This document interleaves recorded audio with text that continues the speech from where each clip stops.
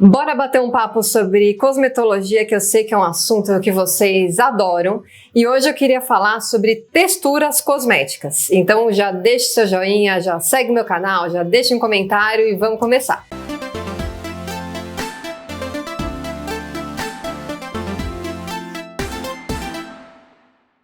Bom, vamos lá, gente. Os cosméticos, além da fórmula, eles têm a textura, tá? O que é a textura? É realmente o que a gente sente ali. Então a gente pode ter um cosmético em sérum, sérum é uma textura, tônico é uma textura, mousse é uma textura, creme é uma textura, gel, eu já falei gel, é uma textura, mousse é uma textura, aí falando um pouco mais, né, de maquiagem, pó é uma textura. Acho que são essas, enfim, tem milhares de texturas, tá? Então, os cosméticos, além da formulação, ele tem também texturas diferentes. Por que essas texturas são diferentes? Por alguns motivos. Então, o cosmético, ele pode ter uma textura um pouco mais líquida ou mais grossa, cremosa, por causa da fórmula. Então, os ativos dele se comportam melhor numa textura X do que numa textura Y. Pelo sensorial, quando a gente vai desenvolver o cosmético, a gente também precisa pensar no sensorial que ele vai dar para o nosso consumidor. Então, tem consumidores que não querem um sensorial muito pesado, muito pegajoso. Isso é importante a gente considerar. Já ao contrário, tem outros clientes que eles querem sentir ali o produto na pele. Então, ele precisa de um sensorial mais grosseiro, tá? Então, a gente precisa considerar esses dois pontos quando a gente vai desenvolver um cosmético. Então, primeiro, se aquela fórmula ela tem um bom desempenho naquela textura. E segundo, se o nosso consumidor final, ele gosta daquela textura, ele vai aceitar aquela textura bem. Dito isso, gente, tem um monte aí de mito que diz que, por exemplo, pele oleosa só pode usar cosmético em gel, ou pele oleosa não pode usar produtos com... não são oleosos que eu vou falar, tá? Mas em formato de óleo. E isso não necessariamente é verdade. Existem, por exemplo, hidratantes em gel que deixam a pele pesada, mais oleosa e melecada. Assim como existem hidratantes em creme que não deixam a pele pesada, oleosa e ainda mais brilhante. Por quê? Não é só a textura que vai dar esse efeito final. Os ingredientes que estão lá dentro também vão.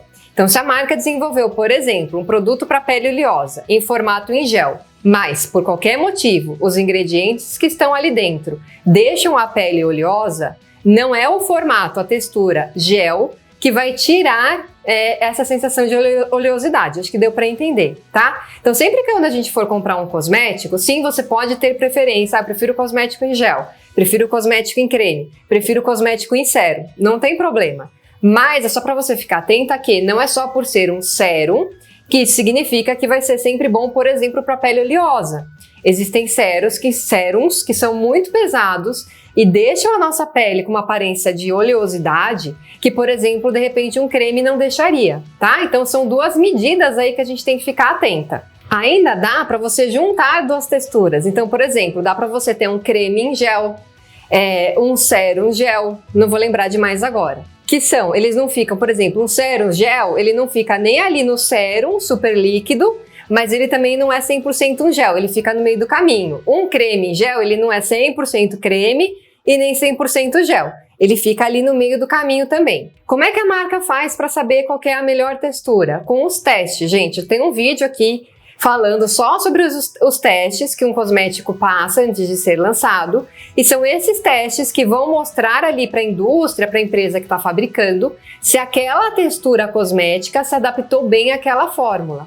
Se não se adaptou, quando forem feitos esses testes, vai ficar bem evidente, bem claro que, por exemplo, o ativo tal, ele tá, sei lá, de repente oxidando em formato gel. Então, vamos tentar colocar um formato mais em creme, tá? Então, é uma ciência isso. A gente precisa formular, testar, ver como se comporta. Se não se comportou bem, a gente volta e refaz todo o processo.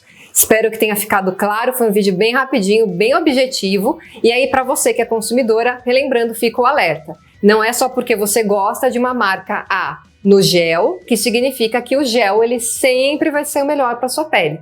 Pode ser que numa outra marca, com uma outra formulação, o gel acabe deixando a sua pele um pouco mais oleosa, ou mais brilhante, ou mais pesada. Isso é totalmente normal, isso não significa que esse cosmético ou essa marca é ruim, ele só realmente não se adaptou à sua pele, tá bom? Me conta aí se você tem alguma outra dúvida sobre cosmetologia, se tem algum tema que você gostaria de ver por aqui, que eu gravo para tentar tirar a dúvida de vocês. Até mais, tchau!